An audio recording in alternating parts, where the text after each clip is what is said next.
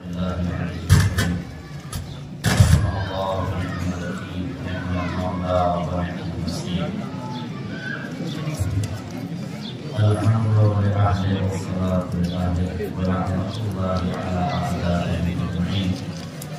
الآن إلى قيام الدين أما بعد فقد قال إمام الحسين عليه الصلاة والسلام هل من ناصر ينصرنا هل من مغيث يغيثنا.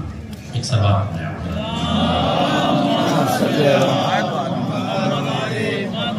جشن کی تبلیغ و تہنیت پیش کرتے ہوئے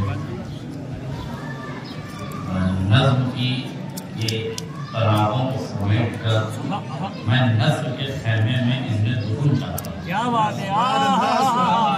موسم اپنے طوفان پر ہے. اگر معرفت کی آنکھیں کھلی ہوں تو 1000 سال بعد کی یہ 22ویں کی شب اگر اتنی پرنور ہے تو سوچئے مشہد کی بات. سبحان اللہ سبحان اللہ. جب آج اس شب کی عظمتوں کا یہ عالم ہے، آپ ذرا بلند دروازے کی بلندی پہ نظر ڈال کے دیکھیے، روزے کی گنبد پہ نظر اٹھا کے دیکھیے. قسم خدا کی معرفت کی آنکھیں کھلی ملیں تو فرشتوں کا ایک قطار ہے سبحان اللہ سبحان اللہ. ملائک طواف کرتے ہوئے نظر آ رہے ہیں. نور ہی نور ہے جو اس شب برس رہا ہے. حضور چونکہ کسی مستند کتاب میں تاریخ ولادت بعنوان 22 شعبان نہیں ہے اور عقیدت مندوں نے ایک تاریخ مبین کر کے ولادت کا عنوان جشن کے اعتبار سے رکھا ہے، تو مجھے بھی اجازت ہے کہ میں اب کتابوں سے ہٹ کے آپ نے سنا ہوگا لہجے کی شاعری. میں بتاؤں آپ کو نظر کی خطابت. نظروں کی خطابت کسے کہتے ہیں؟ لہجے کی شاعری آپ اب تک سنتے آ رہے ہیں. ذرا سی نظروں کی خطابت سمجھ لیجیے. حضرت شہ میرا کا نام حسین اصغر ہے، اصلی نام حسین اصغر ہے. المشتہر یعنی مشہور ہے آپ حسین اصغر نام ہے، مشہور ہے میرا سید حسین کے نام سے. یہ دو نام ذہن میں رکھیے گا. والدہ کا نام ہے بی بی ہاجرہ سلام اللہ علیہا. والد کا نام ہے حضرت سید ابراہیم محدث. محدث کسے کہتے ہیں؟ جو حدیثیں بیان کرتا ہے. حدیثوں کے بیان کا مطلب ہے کہ ایک ہی وقت میں صاحب قلم بھی ہے. محدث کا مطلب یہ ہے کہ شب تاریخ میں روایت کی شمع بھی روشن کرتا ہے اور میدان جہاد میں شمشیر کا ہنر بھی دکھاتا ہے. یعنی خاندانی اعتبار سے شہ میرا پر اگر آپ غور کریں تو بابا جلیل القدر عالم دین ہے، نیک ہے، متقی ہے، پرہیزگار ہے، علم درایا علم روایہ پہ یقین رکھتے ہیں اور بہترین اپنے دور کے بہادر بھی ہیں، شہسوار بھی ہیں. آپ اپنے دور کے بہادروں میں سے مانے جاتے ہیں. اسی طرح والدہ کا خاندان بھی ایک شاہی خاندان، شاہانہ بنی اعتبار سے کہ آپ کی شرافت، آپ کی عظمت، آپ کی عفت، آپ کی پاکدامنی اس دور میں زبادت خاص و عام تھی. اب نیرین کے وجود سے، لولو مرجان کے وجود اور ملن سے سوچئے جس آگوش مقدس میں شہ میرا کا نور چمکا ہوگا، اس ماں کی آگوش کا جائزہ لیجئے. میں نے کہا تھا عقیدت کی خطابت میں کر دوں. عقیدت کی شاعری ہوتی ہے 22ویں کی شب کو تصور کیجئے. ایک تو ماہ شعبان، توجہ کیجئے گا، ایک تو ماہ شعبان، پھر ہاجرہ کی گود میں ماہ تابان. ہاجرہ کی گود میں ماہ تابان. آغوش تربیت حضرت ہاجرہ میں حضرت شہ میرا کو مجھے نتیجے مجھے صرف داد دے دیجیے، آپ بڑی مہربانی ہوگی. سلام پڑھنا محمد آپ سے میری حوصلہ افزائی کر دیجیے. میں بھی بڑی دور سے آیا ہوں اس جشن سے اور پہلے سے مہمان نہیں آیا ہوں. دیکھیے ناصر بھائی کہاں چلے گا ہمارے ناظم شہباز بھائی، یہ ذکر اہل بیت کا صدقہ ہے جو ایک جملہ میں کہہ دوں کہ اس ذکر نے بے قدروں کو طاہر القادری کر دیا، ندیم بھائی لاوارثوں کو وارثی کر دیا. میں ایک گاؤں سے آیا تھا، مجھے گلزار کر دیا.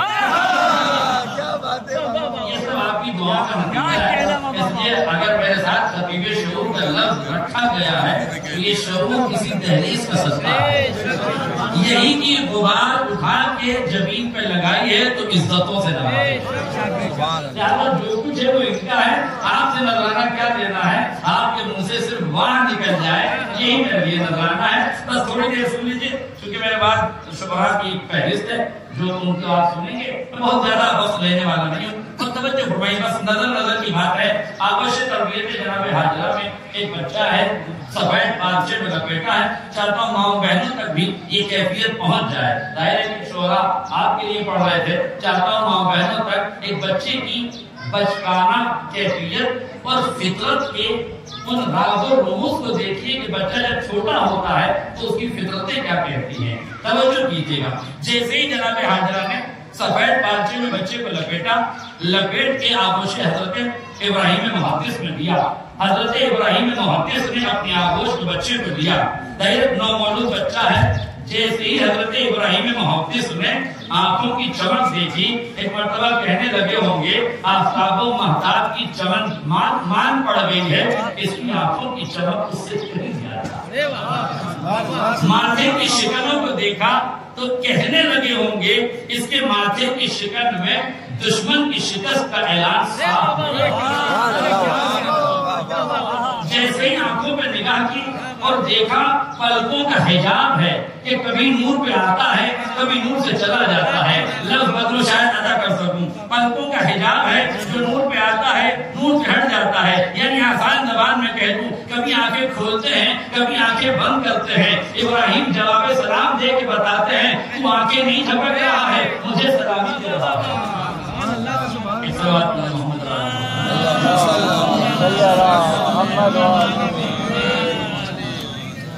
محمد والے محمد صلوات۔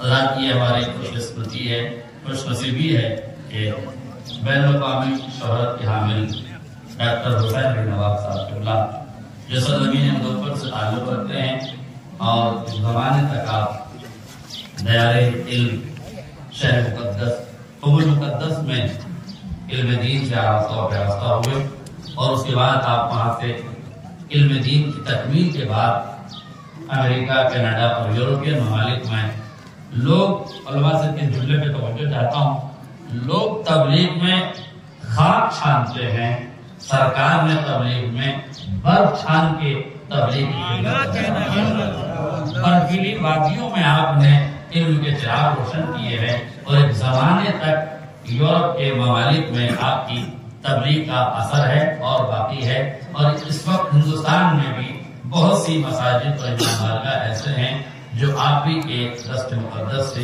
جن کی تعمیر ہوئی ہے۔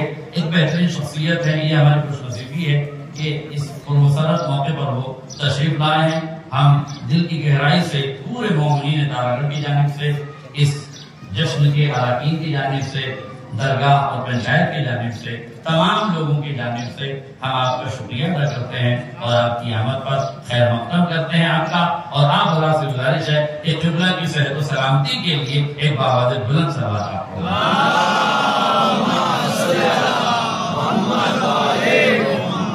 اللہ کی علماء جانتے ہیں خطابت میرا مشغلہ ہے، لہٰذا میں بہت زیادہ تفصیل میں نہیں جانا چاہتا، سمیٹ رہا ہوں گفتگو کو، جہاں تھا وہیں کرا رہا ہوں۔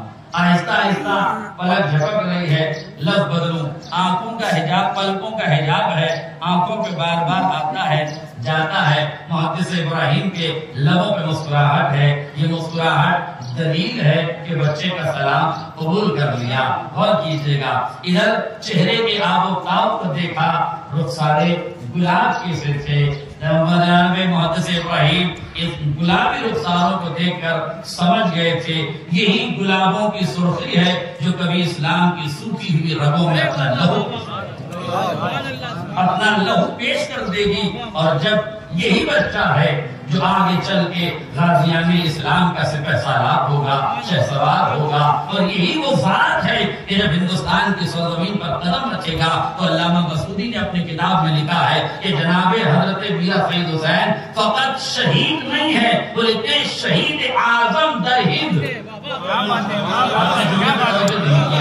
ہندوستان میں سب سے عظیم شہید کا نام حضور میرا فیصل رحمت اللہ علیہ ہے. اور دوسرا لقب غور کیجئے گا بندے حسن صاحب نے لکھا ہے. وہ فرماتے تاجدار شہدائے ہند، یعنی ہندوستان کے تمام شہداء کے تاج کا نام ہے حضور میرا فیصل.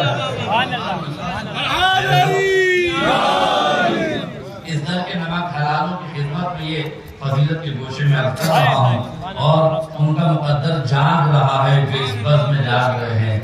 یہ اس نمک کے حلال ہونے کا اثر ہے کہ حلال نسلوں میں یہ اثر کرتا ہے تو سونے نہیں دیتا. گھر کے چراغ روشن ہو تو بیداری ہو ہی جاتی ہے. سو تو ان کا مقدر رہا ہے جو واقعاً سو رہے ہیں. اگر اس نورانی محفل میں بھی کوئی سو رہا ہے تو پھر اسے تو سوچ لینا چاہیے، اس لیے کہ یہ جو ذات ہے یہ خالی مسیحا نہیں ہے. مطلب انہیں لکھا گیا رشک مسیحا، رشک کہتے ہیں. اور کیجئے گا میرے پاس کوئی چیز نہیں ہے، آپ کے پاس کوئی چیز ہے. اگر میں یہ چاہوں کہ آپ کے پاس جو چیز ہے وہ ختم ہو جائے تو یہ حسد ہے. اگر میں یہ چاہوں کہ آپ کے پاس جو کمال ہے وہ میرے میں بھی آ جائے تو یہ رشک ہے.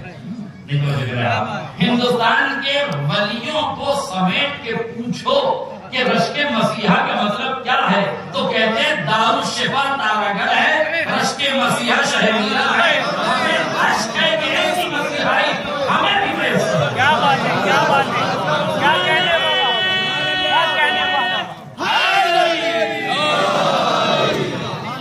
ایسی مسیحائی ہمیں بھی میسر ہو جائے. یہ شروع بھائی نے رشک مسیحا کے قافیے کو قلم بند کیا تھا.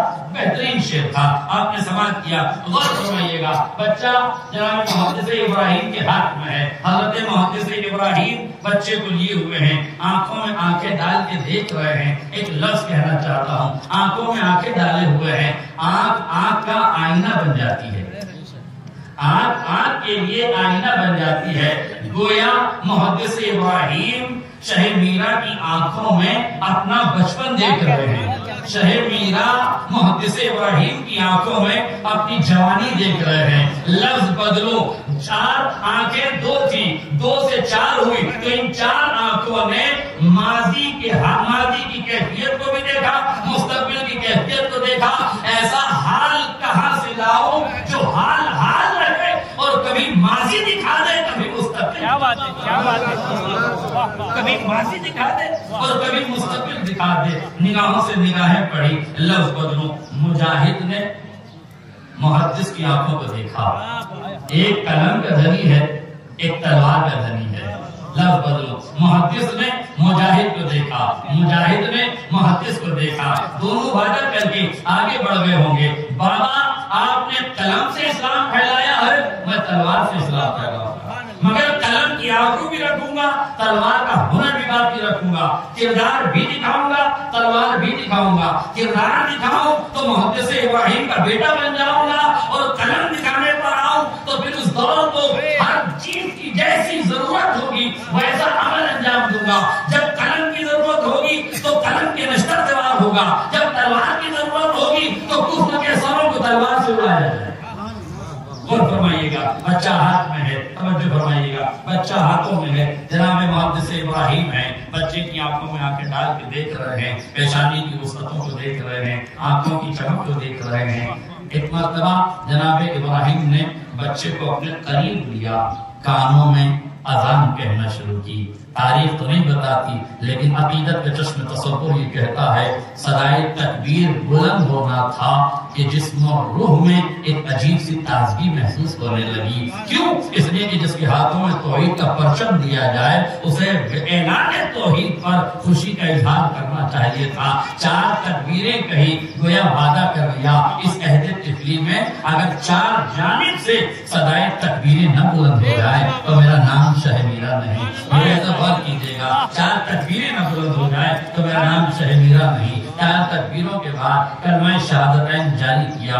بڑی متانت کے ساتھ وحدت کی شہادت کو سنا، رسالت کی شہادت کو سنا. سنا، مگر آپ نے چند ابھی کچھ دنوں پہلے ایک ویڈیو دیکھا ہوگا، ایک عالم دین ہے، ایک چھوٹا سا بچہ ہے، اس بچے کے کان میں اذان و اقامت کہہ رہے ہیں، تکبیر تک وہ سنتا رہا، شہادتین تک وہ سنتا رہا، مگر جیسے ہی عالم دین نے کہا اشہد ان علی ولی اللہ، بچے کے لبوں پہ مسکراہٹ آ گئی۔